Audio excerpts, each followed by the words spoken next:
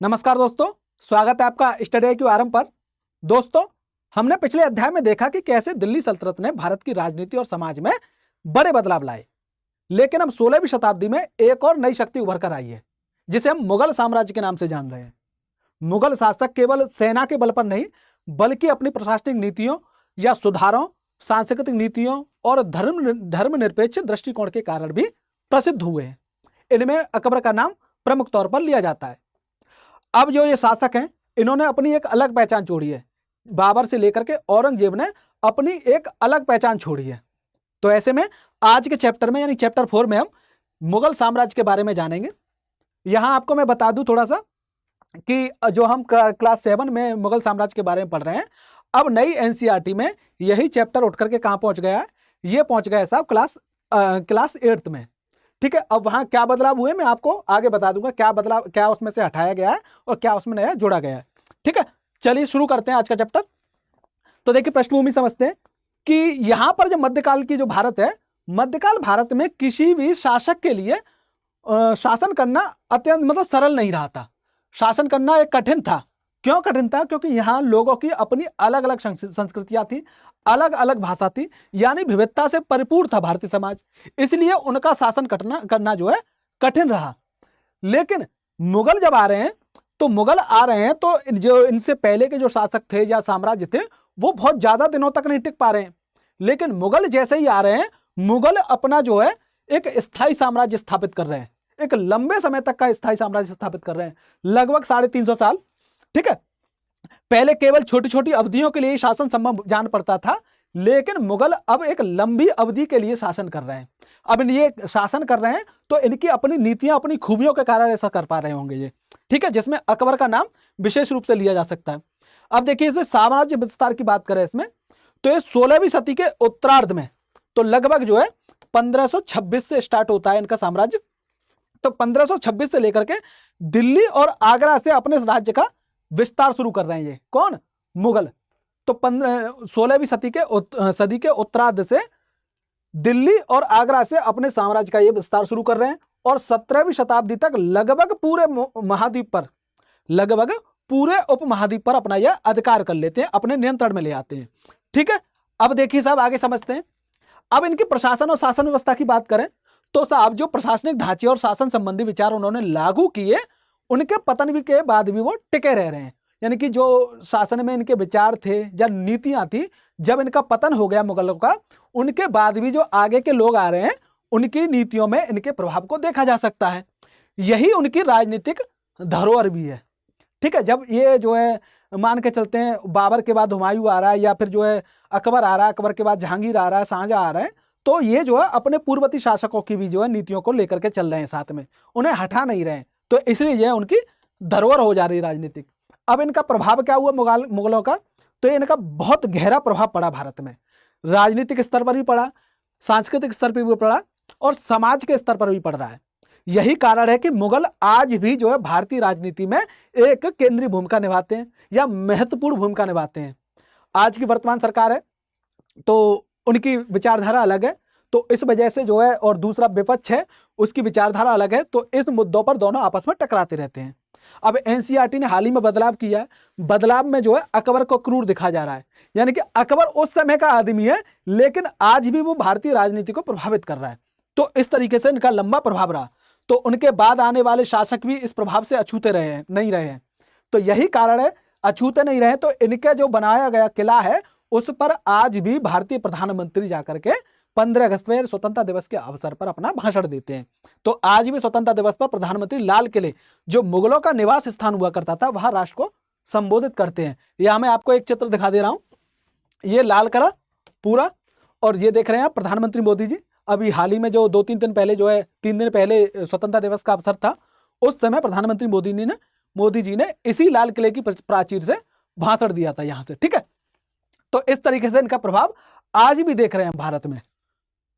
अब देखिए साहब, वंशज की बात करें कि मुगल कौन थे, तो मुगल कौन थे, तो इनके जो है दो वंशजों से इनका संबंध निकल के आता है। पहला आता है इनका जो है चंगेज खान के वंशज से इनका संबंध है, दूसरा है तैमूर। तो चंगेज खान के संबंध की बात करें तो इनकी माता जो थी, माता की ओर से ये मंगोल शासक चंगेज खान के उत्तराधिकारी थे। जो चीन और मध्य एशिया का शासक था चंगेज खान, उनकी माता उससे संबंधित है। माना जाता है शायद 14वीं पीढ़ी थी इनकी माता जो है चंगेज खान की। वहीं पिता की ओर से बात करें तो ये तैमूर जो ईरान, इराक और वर्तमान तुर्की का शासक था, जिसकी मृत्यु 1404 में हुई थी, उसके वंशज थे। लेकिन ये अपने आप को माता की ओर से जो है वंशज नहीं मान रहे हैं, ये अपने आप को मानते हैं तैमूर की तरफ से। तैमूर के वंशज होने पर ये अपने आप पर गर्व महसूस करते हैं। वही जो है मंगोल शासक जो चंगेज खान है, उसकी तरफ से अपने आप को वंशज नहीं मान रहे हैं। क्यों नहीं मान रहे हैं? तो इसके कारण है, तो अपने को मुगल या मंगोल कहलवाना ये पसंद नहीं कर रहे हैं। कारण है कि साहब चंगेज खान से जुड़ी स्मृतियां जो हैं वो सैकड़ों व्यक्तियों के नरसंहार से संबंधित हैं। हालांकि इनके भी जो है कोई बहुत अच्छे काम नहीं किए इन्होंने भी कई बहुत सारे लोगों का नरसंहार किया है, लेकिन चंगेज खान से जुड़ी स्मृतियां जो हैं वो सैकड़ों व्यक्तियों के नरसंहार से संबंधित है। और यही स्मृतियां जो हैं मुगलों के प्रतियोगी जो थे उज्बेक, उनसे भी संबंधित थी। तो इसलिए जो है ये अपने आप को चंगेज खान के वंशज से संबंधित नहीं कर रहे हैं या उससे नहीं जोड़कर चल रहे हैं, ये अपने आप को चल रहे हैं तैमूर खान से। अब तैमूर खान से क्यों जोड़कर चल रहे हैं? देखिए, तैमूर खान से जोड़ के चल रहे हैं क्योंकि तैमूर खान ने जो है ना भारत पर अधिकार कर लिया था, एक टाइम पर भारत को लूट कर गया था वो।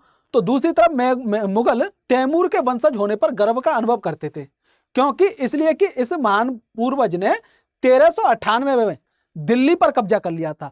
और जब ये दिल्ली पर कब्जा किया था ये तैमूर खान या तैमूर लंग, तब ये जो है भारत से अकूत धन लेके गया था, तमाम दुनिया भर की धन दौलत यहां से लूट कर लेके गया था। तो इसलिए ये जो है अपने आप को तैमूर का वंशज होने पर गर्व महसूस कर रहे हैं। ठीक है साहब, अब वंशावली का प्रदर्शन की बात करें तो ये अपनी वंशावली का प्रदर्शन कराने के लिए चित्र बनवाते थे। आज भी कई घरों में जो है देखते हैं तो चित्र टंगे रहते हैं कि ये हमारे दादा, ये हमारे परदादा, ये हमारे, इस तरीके से टंगे रहते हैं। ऐसे ही ये भी जो है अपनी वंशावली को प्रदर्शित करने के लिए चित्र बनवा रहे हैं। और चित्र जब बनवा रहे हैं तो लगभग प्रत्येक जो है मुगल शासक ने अपने साथ जो है यानी कि तैमूर के साथ, किसके साथ? तैमूर के साथ अपना चित्र बनवाया है। यही इससे पता चलता है कि अपने आप को जो है कितना गौरवान्वित महसूस कर रहे हैं, गौरवान्वित महसूस कर रहे हैं, कितने गर्व की अनुभूति करते हैं तैमूर के साथ, तैमूर के वंशज होने पर। तो यहां पर जो है हर एक शासक जो है इनका तैमूर के साथ चित्र बनवा रहा है। अब देखिए आगे चलते हैं, बाबर, बात करते हैं बाबर की। तो मुगल सैन्य अभियान की बात कर रहे हैं। तो इससे पहले तैमूर जो है यहाँ पर आक्रमण कर चुका था, यहाँ से अथाह धन लेकर के लूट के गया था भारत से, तमाम दुनिया भर की संपत्ति लेके गया था यहाँ से भारत से ये। और तैमूर शासन कर रहा था, कहाँ पर कर रहा था? जो आज का मध्य एशिया है, मध्य एशिया यानी तुरान, या तो ऐसे लिखा जाएगा या ऐसे करके तुरान, ठीक है। हाँ, इसको मैं मिटा देता हूं। तो ये तुरान जो है, इस तुरान से लेकर के ईरान तक, यहां तक इसका शासन था। अफगानिस्तान वगैरह इसके कब्जे में ही आते थे तैमूर के। अब जब तैमूर भारत में आ रहा है, यहां से अथाह धन लूट के ले जा रहा है। अब जब तैमूर के वंशज जो है, कौन?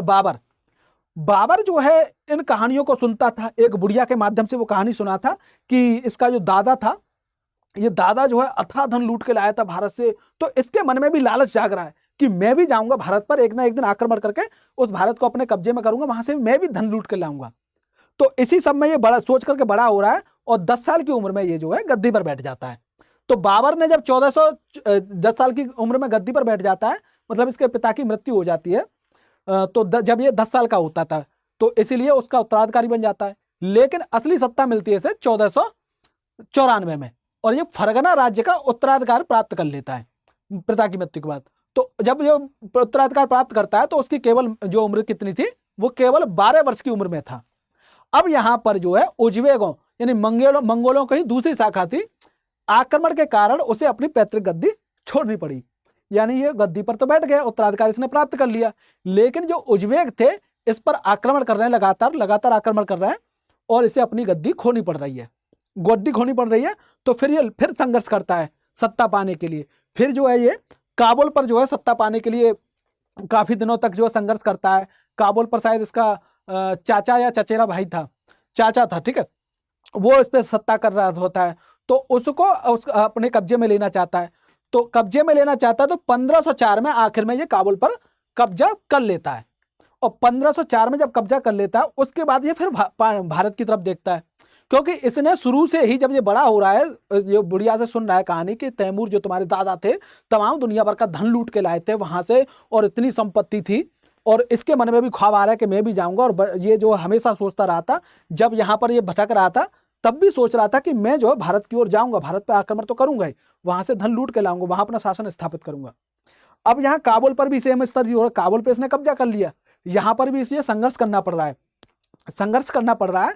तो अब यहाँ पर ये भारत की ओर देख रहा है, भारत की ओर देख रहा है, तो भारत पर आक्रमण करने के लिए आता है। अब भारत पर जब आक्रमण करने के लिए आ रहा है तो 1526 में पानीपत की पहली लड़ाई होती है। कब हो रही है? 1526 में। और यहाँ पर दिल्ली का सुल्तान था इब्राहिम लोदी, उसे यह हरा देता है। अब यहाँ पर मैं एक हल्की सी कहानी बता देता हूं आपको। इब्राहिम लोदी यहाँ पर जो है शासन कर रहा है। इधर जो है मालवा में राणा सांगा जो है, हाँ, तो जो राणा सांगा जो थे, महाराणा सांगा, वो शासन कर रहे हैं। महाराणा सांगा और इब्राहिम लोदी के बीच में संघर्ष हो रहा है। इधर ही जो है पंजाब पर इसका ही एक विरोधी होता है। किसका? सुल्तान इब्राहिम लोदी का एक विरोधी होता है दौलत खान। वो जो है इससे हमेशा विरोध में रहता है, वो सत्ता पाने की लालच में रहता है हमेशा। तो इसके अधीन बेशक काम कर रहा था, लेकिन हमेशा इसके विरोध में रहता था, इससे जो है कभी ना कभी विद्रोह कर देता था, कभी जब मन आता था उसका। तो ऐसे में जो है इब्राहिम लोदी उसे हर बार जो है मार के दबा करके शांत कर देता था। अब दौलत खां क्या कर रहा है? बाबर को निमंत्रण दे रहा है अपने यहाँ पर, आइए हमला करिए, मैं आपका साथ दूंगा। किस लिए साथ देगा? ताकि ये इब्राहिम लोदी को हटा दे और मुझे सत्ता मिल जाएगी। दौलत खां ये सोच रहा था। दौलत खां ने उसे दौलत खां ने बाबर को जो है भारत में निमंत्रण दे दिया आक्रमण करने के लिए। बाबर आ रहा है, आक्रमण कर रहा है, पंजाब पर आक्रमण कर रहा है, जहां पर वो पहले शासन कर रहा था दौलत खां, और उसे हरा देता है। आगे चलकर जो है जब इसे हरा देता है इब्राहिम लोदी को, फिर दौलत खां को भी हरा देता है और पंजाब पर पूरे पर आक्रमण कर लेता है। फिर आगे चलकर वो धीरे धीरे फिर जो है दूसरे राज्यों पर भी आक्रमण करता है। तो ऐसे करके 1526 में पानीपत की पहली लड़ाई हो रही है, निर्णायक लड़ाई है ये। दिल्ली और आगरा पर भी यहां से वो नियंत्रण कर रहा है आगे चल के। चलिए अब समझते हैं आगे। मुगल सैन्य अभियान की बात करें तो मुगल जो सैन्य अभियान करते थे, ऐसे मुगल फौज अभियान पर है, यहाँ पर चित्र दिखा रहा है।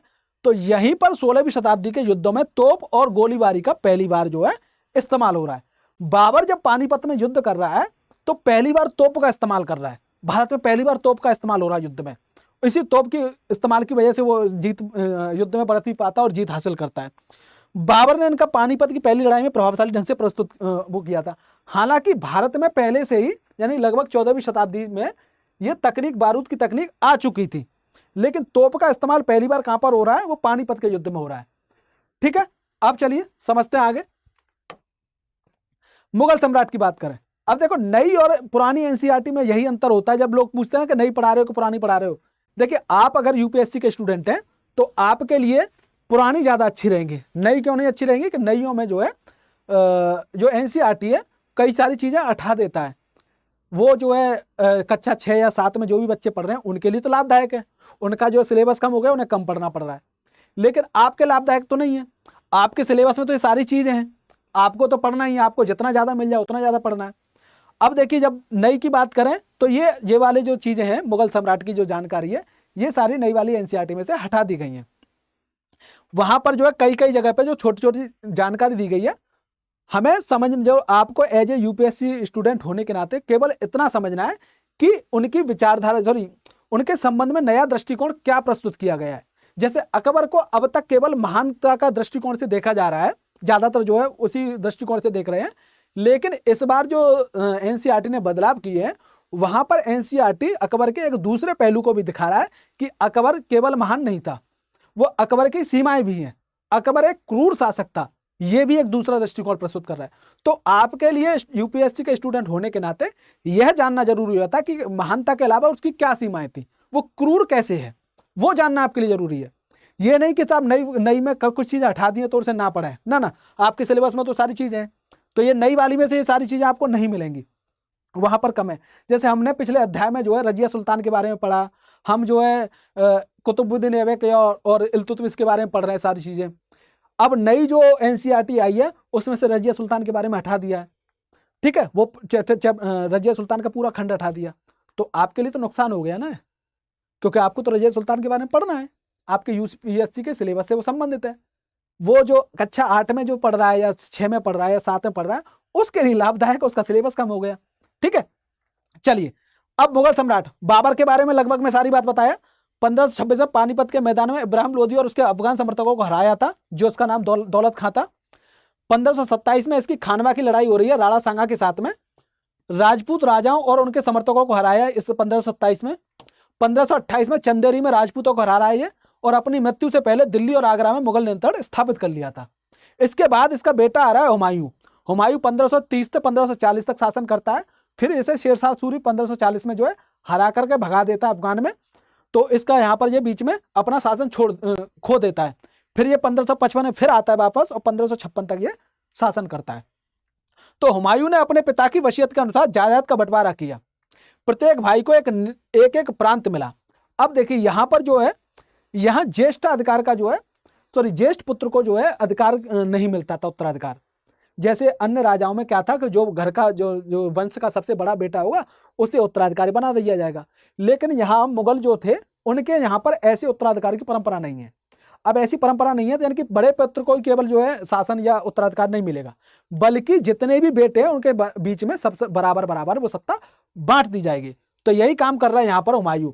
अपने पिता की वसीयत के अनुसार जायदाद का बंटवारा किया, प्रत्येक भाई को एक एक प्रांत मिल गया है। उसके भाई मिर्जा कामरान की महत्वाकांक्षा के कारण हुमायूं अपने अफगान प्रतिद्वंदियों के सामने फीका पड़ गया। यानी मिर्जा कामरान जो था वो इसका विरोध कर रहा था हुमायूं का।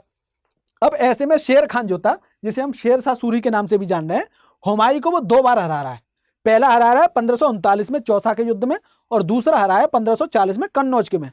इन परायों ने क्या किया, इसे ईरान भागने पर मजबूर कर दिया।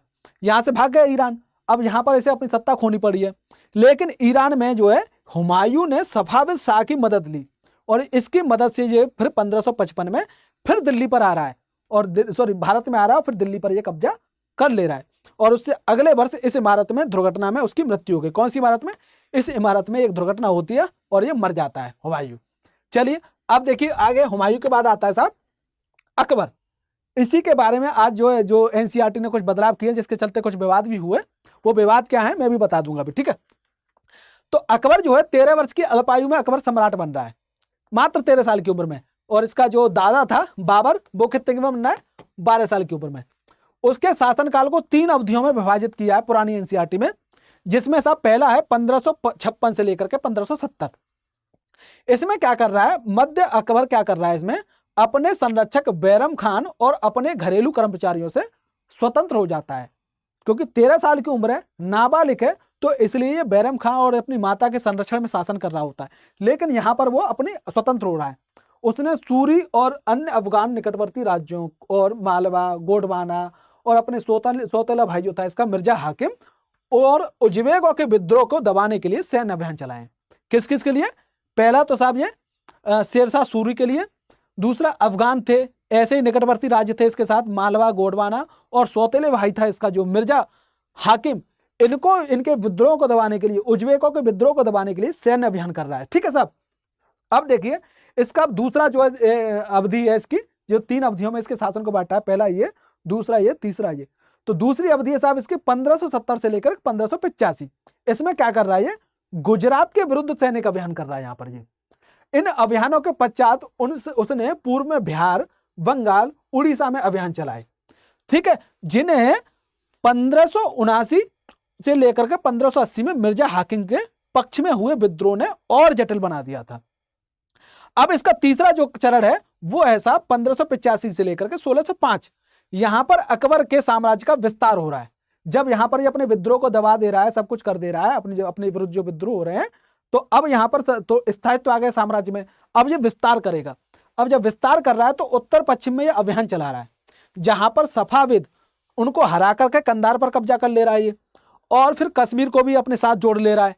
इसके बाद जो मिर्जा हाकिम था उसकी मृत्यु के पश्चात काबुल को भी अपने राज्य में ये मिला ले रहा है। इस तरीके से ये मुगल साम्राज्य का विस्तार कर रहा है साहब।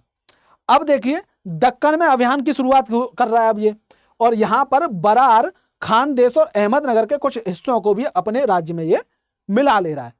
अपने शासन के अंतिम वर्षों में अकबर की सत्ता राजकुमार सलीम के विद्रोह के कारण लड़खड़ा गई। अब देखो साहब, ये शुरुआत है तो बहुत अच्छी सत्ता कर रहा है, लेकिन इसका ही बेटा होता सलीम, वो विद्रोह कर देता है इसके खिलाफ। अब विद्रोह कर दे रहा है तो इसकी सत्ता लड़खड़ा जा रही है, और यही सलीम आगे चल करके सम्राट जहांगीर कहला रहा है। ठीक है, अब इसके बाद जो है जहांगीर आएगा। अब जहांगीर जो है 1605 से लेकर के 1627 के बीच में शासन कर रहा है। जहांगीर क्या कर रहा है, जहांगीर जो अकबर जो सैन्य अभियान कर रहा है उन्हें ही आगे बढ़ा रहा है। अब मेवाड़ के जो सिसोदिया थे, अमर सिंह, सिसोदिया शासक थे अमर सिंह, वो मुगलों की सेवा स्वीकार कर लेते इन्हीं सैन्य अभियानों के चलते। इसके बाद सिखों, अहोमों और अहमदनगर के खिलाफ अभियान चला रहा है ये, जो पूर्णतः हालांकि ये सफल नहीं हो पा रहे हैं। जहांगीर के शासन के अंतिम वर्षों में राजकुमार खुर्रम, जो बाद में सम्राट शाहजहां कहलाया, ने विद्रोह कर दिया। अब जैसे ये जो अपने पिता के खिलाफ विद्रोह कर दे रहे हैं, अकबर के खिलाफ विद्रोह कर दे रहा है सलीम या जहांगीर, ऐसे ही इसके खिलाफ यानी कि इसका पुत्र जो था वो शाहजहां, जो ताजमहल बनवाया है, वो विद्रोह कर दे रहा है। जहांगीर की पत्नी नूरजहां ने शाहजहां को हाशिए पर धकेलने के प्रयास किए, जो असफल रही। यानी कि जो जहांगीर की पत्नी थी नूरजहां, इसका जो है शासन में बहुत अधिक प्रभाव था। इस नूरजहां का भी जो है चैप्टर हटा दिया है। जो है नूरजहां का जो खंड था एनसीईआरटी ने, नई एनसीईआरटी में जो अभी छापी गई है उसमें नूरजहां को बिठा दिया। नूरजहां हटा दी, रजिया सुल्तान हटा दी, लेकिन आपके लिए तो ये पढ़ना जरूरी है ना। ठीक है, चलिए अब आगे समझते हैं। आगे आ रहा है साहब शाहजहां। शाहजहां 1627 से 1658 के बीच में जो है शासन कर रहा है, और ये सलीम यानी कि जहांगीर का बेटा है। दक्कन में शाहजहां के अभियान जारी रहे। जो सलीम या जहांगीर अभियान कर रहा है दक्कन में, ये भी उनको कंटिन्यू करता है। अफगान अफजात खान जहां लोदी ने विद्रोह किया और पराजित हुआ। क्या किया, अफगान जो था, एक अफजात जो था खान जहां, वो इसके खिलाफ जो क्या कर दे रहा है, विद्रोह कर दे रहा है। किसके खिलाफ, शाहजहां के खिलाफ, लेकिन अंत में हारा ही जा रहा है वो। अहमदनगर के विरुद्ध अभियान हुआ जिसमें बुंदेलों की हार हुई और ओरछा पर कब्जा कर लिया। अब ओरछा पर कब्जा कौन कर रहा है, वो कर रहा है साहब आपका शाहजहां। शाहजहां ओरछा पर कब्जा कर रहा है। फिर उसके बाद उत्तर पश्चिम में बल्ख पर भी कब्जा करने के लिए उज्बेकों के विरुद्ध अभियान हुआ, जो असफल रहा। यानी कि ये क्या कर रहा है, अब उत्तर पश्चिम में जा रहा है, वहां पर बल्ख पर कब्जा करने के लिए उज्बेकों के खिलाफ अभियान कर रहा है, जिसमें ये असफल रहता है। उसके बाद 1632 में ये अंततः अहमदनगर को मुगलों के राज्य में मिला लेता है और बीजापुर की सेनाओं के लिए सुलह निवेदन भेजता है कि साहब आ जाइए। अब देखिए 1657-58 में शाहजहां के पुत्रों के बीच उत्तराधिकार को लेकर झगड़ा शुरू हो गया। इसमें औरंगजेब की विजय हुई। अब यहां पर उत्तराधिकार को लेकर के झगड़ा हो रहा है, जिसमें इसके दो बेटे होते हैं, जिसमें एक औरंगजेब होता है। औरंगजेब दूसरा जो था इसका बेटा, वो जो है थोड़ा क्या कहते हैं उसे, सेकुलर टाइप का था। अब सेकुलर टाइप का था तो औरंगजेब घोषित करते था ये तो धार्मिक नहीं है साहब, ये तो धर्म विरोधी है और ये है वो है। इस तरीके से ये उलेमा का समर्थन हासिल कर लेता है और सत्ता पर बैठ जाता है। इस तरीके से इसकी मृत्यु हो जा रही है। अब दारा शिकोह समेत उसके 3 भाइयों की मौत के घाट उतार दिया गया। यानी कि दारा शिकोह था, इसको जो है इसने विधर्मी घोषित कर दिया था, जिसके खिलाफ जो है इसको उलेमा का समर्थन मिल जा रहा है। अपने 3 भाइयों की मौत के घाट उतार देता है और शाहजहां को उसकी शेष जिंदगी के लिए आगरा में कैद कर लिया गया था। हाँ, तो यहाँ पर मैं बताना चाह रहा था कि एनसीईआरटी ने क्या चेंज किया अकबर के संदर्भ में, उसे क्रूर कैसे दिखाया है। तो यहाँ पर देखिए, जब ये अकबर ये इधर क्या कहते हैं रणथंभौर और चित्तौड़ पर अभियान कर रहा होता है, तो जब चित्तौड़ पर अभियान कर रहा है, शुरुआती दौर है इसका अकबर का, तो यहाँ पर ये बड़े स्तर पर कत्लेआम करवाता है। जैसे एनसीईआरटी में दिया गया तो लगभग 30,000 लोगों को ये मरवाता है, और 30,000 लोगों को मरवाता है। और बताया भी गया कि ये जो खोपड़ी थी उनके चट्टे लगवा देता है, मीनार बनवाता है, इस तरीके से काम कर रहा है। तो इस अभियान को ये जो है जिहाद घोषित कर रहा है। तो इसीलिए जो है एनसीईआरटी में इस आधार पर इसे क्रूर घोषित किया गया है। यानी महानता की जो सीमा है, इसे इस जो चित्तौड़ की जो घटना है, इसके लिए महानता की सीमाएं निर्धारित कर दे रही हैं, यानी क्रूरता की श्रेणी में ला दे रही हैं इसे, क्योंकि 30,000 लोगों का कत्ल करवा रहा है। इस चित्तौड़ के आधार पर उसने एनसीईआरटी ने इसे क्रूर घोषित किया है। ठीक है, चलिए वापस अपने उस पर आते हैं। अब देखिए, जब औरंगजेब के बारे में, औरंगजेब जो है सत्ता हासिल कर लेता है। अब यह जो है और क्रूर शासक में सबसे ज्यादा विवादित यही रहा है भारत में, क्रूरता की श्रेणी इसने जो काफी जो है क्रूर रहा। तो 1663 में उत्तर पूर्व में अहोमों की पराजय हुई। अब ये सारी चीजें आपके एनसीईआरटी में पुरानी नई वाली में सारी हटा दी है, जी नहीं मिलेगा आपको ये अलग से खंड। उन्होंने 1680 में पुनः विद्रोह कर दिया। अहोम ने, किसने, अहोम जो थे उन्होंने पुनः विद्रोह कर दिया है। उत्तर पश्चिम में यूसुफ फजई और सिखों के विरुद्ध अभियानों को अस्थायी सफलता मिली, और ऐसे ही करके जो है आगे दक्कन में फंस जाता है, दक्कन में अभियान करता रहता है लगातार, और वहां पर मराठा के उसमें फंस जाता है और इसकी मृत्यु होती है। अंततः यहाँ से मुगलों का पतन स्टार्ट हो जाता है। ठीक है, चलिए आगे समझते हैं। जो मैं बता रहा था ना मुगलों में, ये जो आपके नई एनसीईआरटी में नहीं था पिछला वाला जो भी मैंने बताया, जितने भी शासक थे, तो उत्तराधिकार की मुगल परंपराएं कौन थी, तो उसमें ज्येष्ठाधिकार के नियमों में विश्वास नहीं करते थे। तो जहां पर अपने पिता के राज्य का उत्तराधिकार होता है, ये क्या करते थे, इसके विपरीत सहदायाद की जो परंपरा थी उसको फॉलो कर रहे हैं। किसके मामले में, उत्तराधिकार के मामले में। सहदायाद में क्या होता है, जो पुत्र होते हैं, जितने भी पुत्र होते हैं, उनके बीच में बराबर जो सत्ता का बंटवारा कर दिया जाता है। ये तैमूर वंशों की प्रथा है। ठीक है, कौन सी तैमूर वंशों की प्रथा है, ये सहदायाद। अब देखिए मैप है, यहां पर अकबर का शासन चल रहा होता है 1605 में। ये सारा मैप आप देख लीजिएगा एक बार। ठीक है, यहां पर मैं अलग से हट जाता हूं जिससे आप स्क्रीनशॉट लेकर के देख सकते हैं। ये आपके एनसीईआरटी में भी है ये। तो अब मुगलों के अन्य शासकों के साथ संबंध, तो मुगल तो हैं, दूसरे शासक जैसे यहाँ पर मराठा हैं या राजपूत हैं, इनके साथ किस तरीके के संबंध है ये बता रहा है। तो मुगलों ने उन शासकों के विरुद्ध लगातार अभियान किए जिन्होंने उनकी सत्ता को स्वीकार करने से इनकार कर दिया। जो इनके अधीन नहीं आ रहा है, जो इनका विरोध कर रहा है, उनके खिलाफ ये लगातार अभियान कर रहे हैं। इसमें जो है फिर मराठे भी होते हैं, राजपूत भी होते हैं। हालांकि कुछ राजपूत जो शासक थे इनके साथ मिल जाते हैं, अधीन हो जाते हैं। तो जब मुगल शक्तिशाली हो गए तो कई शासकों ने स्वेच्छा से उनकी सत्ता भी स्वीकार कर ली। अब इनके सामने टिक नहीं पा रहे हैं वो। इसमें ही एक ऐसा उदाहरण है राजपूतों का। राजपूत ऐसा ही काम कर रहे हैं, जब ये शक्तिशाली हो गए मुगल और इनके सामने जब टिक नहीं पा रहे राजपूत, तो इनकी सत्ता को स्वीकार कर लेते हैं, इनके अधीनता स्वीकार कर लेते हैं। तो ऐसे में क्या कर रहे हैं ये लोग, अनेकों ने क्या किया, मुगल घराने में अपनी पुत्रियों के विवाह कर दिए। अब इस तरीके की रणनीति अपनाई जा रही है। तो ये मुगल शासक हैं, इनमें से अनेक मुगल शासक जो है अपनी पुत्रियों का विवाह जो है मुगल घराने में कर रहे हैं और उच्च पद भी प्राप्त कर रहे हैं। ठीक है, परंतु कई ऐसे भी थे जो अंततः विरोध में रहे, इनकी सत्ता को स्वीकार नहीं किया, ना ही अपनी बच्चियों का या किसी का भी विवाह कर रहे हैं इनके साथ में। अब चलिए आगे समझते हैं। सिसोदिया राजपूत लंबे समय तक मुगलों की सत्ता को स्वीकार करने से इनकार करते रहे, परंतु जब वे हारे तो मुगलों ने उनके साथ सम्मानी व्यवहार किया। अब जब सम्मानी व्यवहार करेंगे तो ये भी एक रणनीति है। सम्मान से उनको छोड़ दिया तो आराम से जो है इनका विद्रोह होने की द्वारा संभावना नहीं होगी। उन्हें उनकी जागीरें, यानी जिन्हें हम वतन जागीर कह रहे हैं, वापस कर दी गई।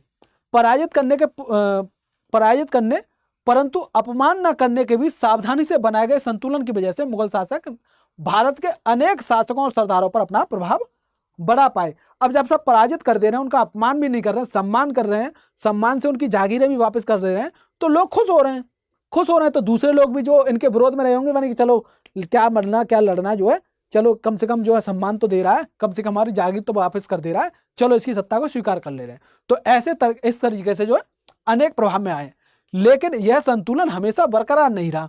जब बरकरार नहीं रहा है तो आगे के जो शासक आ रहे हैं इस संतुलन को बिगाड़ दे रहे हैं। इसमें एक नाम जो है औरंगजेब का प्रमुख है। तो जब शिवाजी मुगल सत्ता स्वीकार करने आए, शिवाजी जो है मराठा साम्राज्य के शासक, शिवाजी ने विचार बना लिया कि चलो जो है मुगलों की सत्ता स्वीकार कर लेते जैसे अन्य कर रहे थे। लेकिन जब वो सत्ता को स्वीकार करने आ रहे हैं तो यहाँ पर औरंगजेब उनका अपमान कर दे रहा है। अब अपमान कर दे रहा है तो शिवाजी फिर जो इस अपमान से जो है बदला लेने के लिए फिर से वापस चले जाते हैं और विद्रोह शुरू कर देते हैं। तो मराठा शिवाजी जो तो है फिर से संघर्ष का मार्ग अपना लेते हैं और मराठों और मुगलों के बीच लंबे संघर्ष की शुरुआत हो जाती है। लगभग 27 साल तक जो है संघर्ष चलता रहता है और अंततः 1707 में ये संघर्ष समाप्त होता है और यहाँ से पतन शुरू हो जाता है मुगल साम्राज्य का। अब देखिए मनसबदार और जागीरदार, यह एक महत्वपूर्ण प्रथा है यहाँ पर, मनसबदार और जागीरदार या व्यवस्था। तो इसमें क्या होता था, जैसे जैसे साम्राज्यों ने विभिन्न क्षेत्रों में सम्मिलित होते गए, जैसे जैसे अनेक साम्राज्य इसके शामिल हो रहे हैं, इस साम्राज्य में विभिन्न क्षेत्र सम्मिलित हो रहे हैं, तो उनको फिर संतुलन बनाने के लिए कुछ चीजों की जरूरत होगी। तो वह चीज में क्या करेगा, मुगल तरह तरह के सामाजिक समूहों के सदस्यों को प्रशासन में नियुक्त करना आरंभ कर रहे हैं। यानी अलग अलग सामाजिक समूहों को अपने प्रशासन में शामिल कर रहे हैं और शामिल कर रहे हैं। तो जैसे हमने पिछले अध्याय में मुक्ति के बारे में पढ़ा था, हमने सामंतों के बारे में पढ़ा था, तो सामंतों को कुछ अधिकार दे दिए जाते थे, मुक्ति को कुछ जमीन दी जाती थी, भूमि अनुदान दिया जाता था, उस पर वो कर लगा सकता था, कर वसूल सकता था। लगभग ऐसी व्यवस्था यहाँ पर ये कर रहे हैं। तो शुरू में ज्यादातर सरदार तुर्की या तुरान थे, लेकिन अब इस छोटे समूह के साथ उन्होंने शासक वर्ग में ईरानियों, भारतीय मुसलमानों, अफगानों, राजपूतों, मराठों और अन्य समूह को सम्मिलित कर लिया। यानी शुरुआत में इसमें क्या हो रहा है, इनके जो शासन में यानी इनके प्रशासन में ज्यादातर तुर्की सरदार थे या फिर क्या कहते तुर्की थे, लेकिन अब क्या कर रहे हैं, ये अपने प्रशासन में अन्य समूह को भी जगह दे रहे हैं, जिसमें भारतीय मुसलमान भी हैं, जिसमें अफगान भी हैं, जिसमें राजपूत भी हैं, जिसमें मराठे भी हैं। अब यहाँ पर एक मनसबदार व्यवस्था ये लागू कर रहे हैं, मनसबदारी व्यवस्था भी कहते हैं इसे। तो अब इसमें क्या कर रहा है, मनसबदार का शब्द का अर्थ होता था यानी ऐसे व्यक्ति के लिए प्रयोग किया जा रहा है जो कोई मनसब यानी कोई सरकारी हैसियत या पद मिलता था। जब किसी व्यक्ति को कोई पद देता था ये मुगल साम्राज्य शासक जो है, उस व्यक्ति को मनसब के नाम से जान रहे हैं। इसी को जो मनसब या सरकारी पद है उसको मनसब के नाम से जान रहे हैं। इसी के बाद ये व्यवस्था मनसबदारी कहला रही है। यह मुगलों द्वारा चलाई गई श्रेणी व्यवस्था थी। श्रेणी यानी कि 3 श्रेणियों में विभाजित किया जाता है मनसबदारी व्यवस्था में। मैं आपको बता दूंगा, जिनके जरिए पद, वेतन और सैन्य उत्तरदायित्व निर्धारित किए जाते थे। अब ये कैसे निर्धारित किए जाते थे, पद और वेतन का निर्धारण जात की संख्या पर निर्भर करता था। तो इसमें 2 टर्म होते थे मनसबदारों के, जात कहां पर, जात पद होता था, एक सवार पद होता था।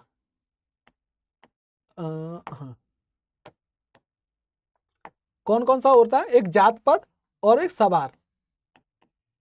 ये मनसबदारी व्यवस्था के 2 नाम हैं, जिसमें जात पद में क्या होता था, पद और वेतन का निर्धारण किसकी वजह से किया है, जात की संख्या के आधार पर किया है। जात की संख्या जितनी अधिक यानी जात की संख्या जितनी अधिक होती थी, दरबार में अभिजात की प्रतिष्ठा उतनी ही बढ़ जाती थी।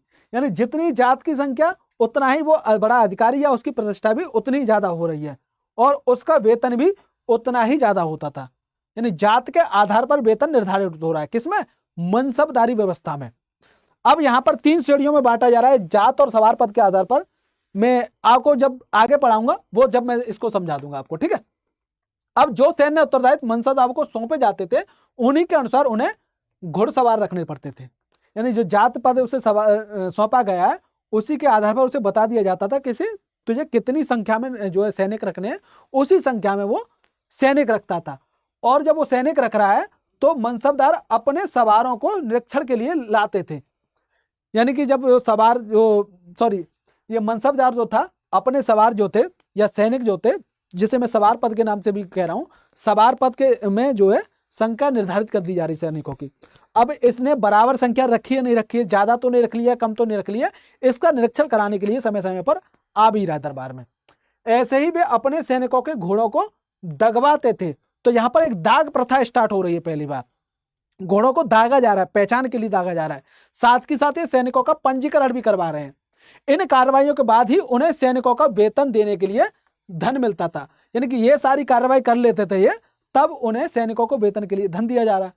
मनसबदार अपना वेतन राजस्व एकत्र करने वाली भूमि के रूप में पाते थे। यानी कि अब इन्हें जो वेतन मिल रहा है, इन्हें जो है एक भूमि प्रदान कर दी जाती थी, उससे क्या करता था, ये राजस्व एकत्रित करता था, तो वह वेतन के रूप में मिल गई।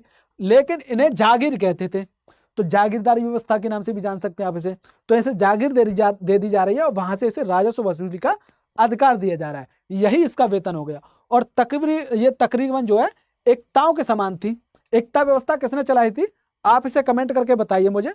मैंने पिछले अध्याय में आपको बताया था ये सारी बातें।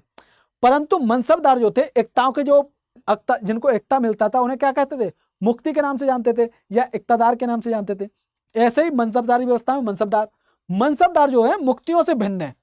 मुक्तियों से भिन्न किस तरीके से है, वो अपनी जागीरों पर नहीं रहते थे, लेकिन मुक्ति अपनी जागीरों पर रहता था।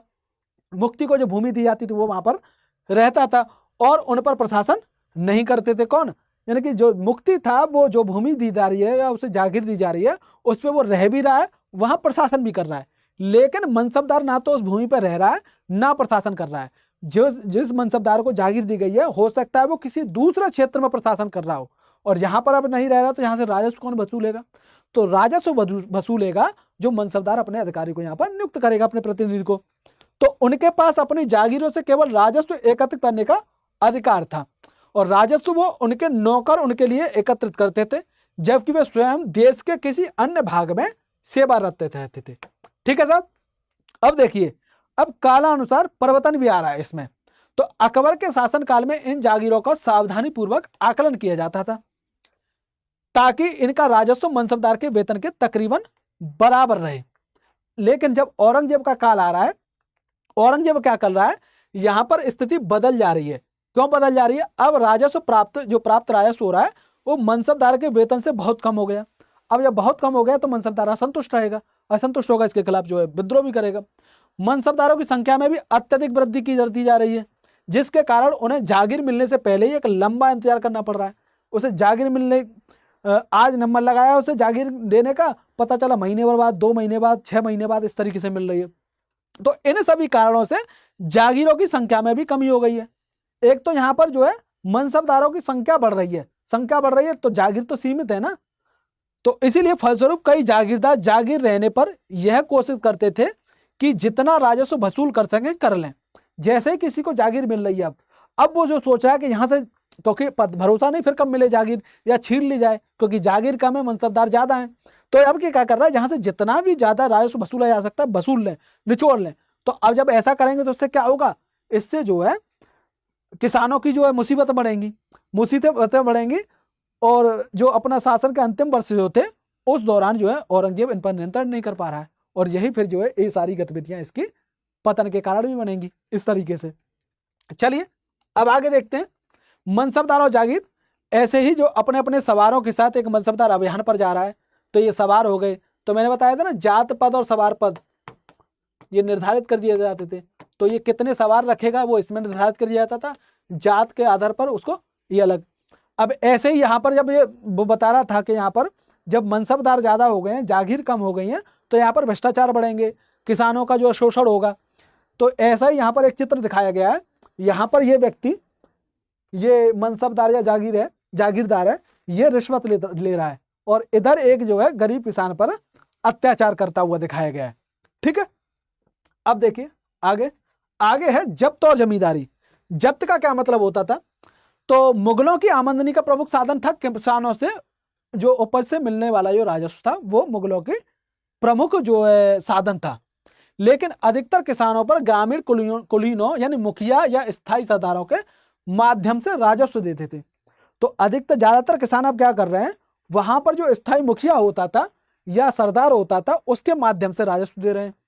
समस्त मध्यस्थों के लिए, चाहे वे स्थानीय ग्राम के मुखिया हों या फिर शक्तिशाली सरदार हों, मुगल एक शब्द का प्रयोग करते थे जिसे हम जमींदार के रूप में जान रहे हैं। तो जो मुखिया है या सरदार है उसके लिए क्या कर रहा है वो शब्द का उपयोग जमींदार। अकबर के राजस्व मंत्री कौन, टोडरमल। नाम सबको ध्यान रखते जाना और नोट करते जाना सारी बातें जो भी बोलता हूं मैं आपको, ये पीटी में कई बार आ जाती हैं। तो टोडरमल है वो 10 साल तक जो है रहता है इसमें, यानी 1570 से लेकर के 1580 के बीच में।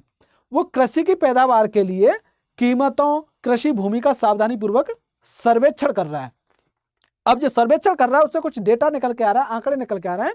उन आंकड़ों के आधार पर प्रत्येक फसल पर नगद के रूप में कर निश्चित कर दे रहा है या राजस्व निश्चित कर दे रहा है कि यहां से इतना जो है पैसा आना ही चाहिए। प्रत्येक सूबे को राजस्व मंडलों में बांट दिया गया। अब यहां पर राजस्व मंडलों के बांटने के बाद प्रत्येक की हर फसल के लिए राजस्व दर की अलग सूची बनाई गई है। अब यहां राजस्व प्राप्त करने के लिए इस व्यवस्था को क्या कर रहे हैं, जब्त के रूप में जान रहे हैं। तो समझ में आ गया जमींदार किसके लिए वर्ड का यूज कर रहे हैं, जो जमींदार वर्ड है वो किसके लिए यूज कर रहे हैं, वो कर रहे हैं मुखिया या स्थानीय सरदार के लिए या मध्यस्थ के लिए या यानी कि कोई भी हो जो शक्तिशाली सरदार हो उसके लिए मुगल एक जमींदार शब्द का यूज कर रहे हैं। जबकि जब्त किसके लिए, जो ये व्यवस्था बनाई गई है हर एक फसल के लिए तय कर दिया गया है यहां से इतना राजस्व आना चाहिए, या जो है प्रत्येक फसल पर कितना राजस्व लगेगा नगद के रूप में वो निर्धारित कर दिया गया है। इस व्यवस्था को कह रहे हैं साहब जब्त। अब चलिए देखिए आगे। यह जब्त व्यवस्था उन स्थानों पर प्रचलित थी जहां पर मुगल प्रशासनिक अधिकारी भूमि का निरीक्षण कर सकते थे और सावधानी पूर्वक उनका हिसाब रख सकते थे। अब भाई जब हिसाब रख पाएंगे, यहाँ निरीक्षण कर पाएंगे, कितना डेटा निकाल पाएंगे, तभी तो जो निर्धारित कर पाएंगे ना कि कितना यहाँ से कर लेना चाहिए कि नहीं लेना चाहिए। जहाँ निरीक्षण नहीं कर पा रहे हैं वहां फिर अंदाजे से क्या ही लगाएंगे। तो इसलिए ये जो व्यवस्था कहाँ पर प्रचलित थी, जहां पर निरीक्षण कर पा रहे हैं और उनका हिसाब किताब रख पा रहे हैं। ऐसा निरीक्षण गुजरात और बंगाल जैसे प्रांतों में संभव नहीं होगा। क्यों नहीं होगा कि दिल्ली से दूर है, बंगाल में आए दिन इसके विद्रोह होते रहते थे। जैसे ही मुगल शासक विद्रोह दबा के आ रहा है और फिर से वापस लौटा वहां फिर से विद्रोह हो गया। तो यहाँ पर यह संभव नहीं हो पाएगी। कुछ क्षेत्रों में जमींदार इतने शक्तिशाली हो जा रहे हैं जो मुगल प्रशासकों द्वारा शोषण किए जाने की स्थिति में भी विद्रोह कर सकते थे। कभी कभी एक ही जाति के जमींदार और किसान मुगल सत्ता के खिलाफ मिलकर विद्रोह कर देते थे। अब देखिए ये क्या कर रहे हैं, ग्रुप बना ले रहे हैं, एक ही जाति के जमींदार हैं और किसान हैं, ये दोनों मिल गए और मुगल सत्ता के खिलाफ विद्रोह कर दिया, मुगल शासक के खिलाफ विद्रोह कर दिया। तो 17वीं शताब्दी में ऐसे किसान विद्रोह ने मुगल साम्राज्य के स्थायित्व को चुनौती दे रहे हैं। 17वीं शताब्दी में क्यों दे रहे हैं? क्योंकि यहां पर मुगल साम्राज्य कमजोर हो चुका है, पतन की स्थिति में आ चुका है, तो यहां पर इन्हें मौका मिल जाएगा विद्रोह करने का। अब देखिए आगे जो है अकबरनामा और आईने अकबरी। क्या है ये? अकबर ने अपने करीबी मित्र और दरबारी अबुल फजल को आदेश दिया कि वे अपने शासनकाल का इतिहास लिखें। तो पहले भी पुराने शासक थे, वो जो है इतिहास लिखवाने की बात कर रहे, इतिहास लिखवा रहे हैं। ऐसे ही जो है ये अकबर भी जो है आदेश दे रहा अपने अबुल फजल को, और अबुल फजल ने यह इतिहास 3 जिल्दों में लिखा है और इसका शीर्षक है साहब अकबरनामा। अब आप यहाँ पर क्वेश्चन बन गया कि अकबरनामा किसने लिखा है? तो अकबरनामा लिखा है साहब अबुल फजल ने, जिसको आदेश दिया था अकबर ने। अकबर के पूर्वजों का बयान, दूसरे अकबर के शासनकाल की घटना का विवरण देती है कौन? अकबरनामा। तीसरी जिल्द में क्या कर रहा है? आईने अकबरी है। इसमें अकबर के प्रशासन, घराने, सेना, राजस्व और भूगोल का ब्यौरा मिलता है। इसमें समकालीन भारत के लोगों की परंपराओं, संस्कृतियों का भी विस्तृत वर्णन मिल रहा है। और आईने अकबरी का सबसे रोचक आयाम क्या है? विविध प्रकार की चीजों, फसलों, पैदावार, कीमतों, मजदूरों और राजस्व का सांख्यिकी विवरण। तो इस तरीके से आईने अकबरी में ये जो है विवरण दे रहा है कौन? अबुल फजल। अब जहांगीर के दरबार में नूरजहां का प्रभाव, ये वाली बातें जो है एनसीईआरटी ने, नई एनसीईआरटी में हटा दिए। नूरजहां का जो है खंडी हटा दिया। तो नूरजहां बहुत प्रभावी महिला थी और जहांगीर की बीवी थी। तो यही सारा इसमें बताया गया कि किस तरीके से वो काम करा रही है। ठीक है। अब देखिए मुगल साम्राज्य की प्रशासनिक और सैन्य कुशलता के फलस्वरूप आर्थिक और वाणिज्यिक समृद्धि में भी वृद्धि हो रही है। विदेशी यात्रियों ने इसे वैसा धनी देश बताया जैसे कि किसी किस्से कहानी में वर्णित होता रहा था, परंतु यही यात्री इस प्रचुरता के साथ मिलने वाली दरिद्रता को भी देखकर विस्मित रह गए। यानी बता रहे हैं कि मुगल जो है साम्राज्य था, बहुत अच्छी आर्थिक स्थिति है, यहाँ पर सब कुछ है, लेकिन यहाँ पर गरीबी भी है, यहाँ पर जो है असमानता भी फैली हुई है, सामाजिक असमानता साफ दिखाई दे रही है। शाहजहां के शासन काल के 20वें वर्ष में दस्तावेजों से पता चल रहा है कि ऐसे मनसबदार जिनको उच्चतम पद प्राप्त था, यानी कि कुल 8000 में से 445 ही थे। अब ये सारी संख्या बता दी गई। ठीक है। अब ऐसे ही मुगल सम्राट और अपनी आय का बहुत बड़ा भाग वेतन और वस्तुओं पर लगा देते थे। ये सारी बातें आपको पता ही हैं। ठीक है। और साम्राज्य का पतन और नए सत्ता के केंद्र, साम्राज्य का पतन हो रहा है, कुलीन वर्ग के पास बहुत धन हो जा रहा है, संसाधन हो जा रहे हैं और वे अत्यधिक शक्तिशाली बन गए। जैसे ही ये सत्ता कमजोर हो रही है मुगल सम्राट की, वो प्रांतीय शासक स्वयं सत्ता के केंद्र बन गए स्वतंत्र रूप से। कई ने नए वंश स्थापित कर लिए, जिसमें उदाहरण हैदराबाद और अवध का है। यद्यपि वे दिल्ली के मुगल सम्राट को स्वामी के रूप में मान्यता देते रहे, बेशक इन्होंने जो है क्या कहते हैं, ये मुगल सम्राट को मान्यता दे रहे हैं, लेकिन 18वीं शताब्दी तक कई प्रांतों ने अपनी स्वतंत्र राजनीति पहचान बना ली। ठीक है।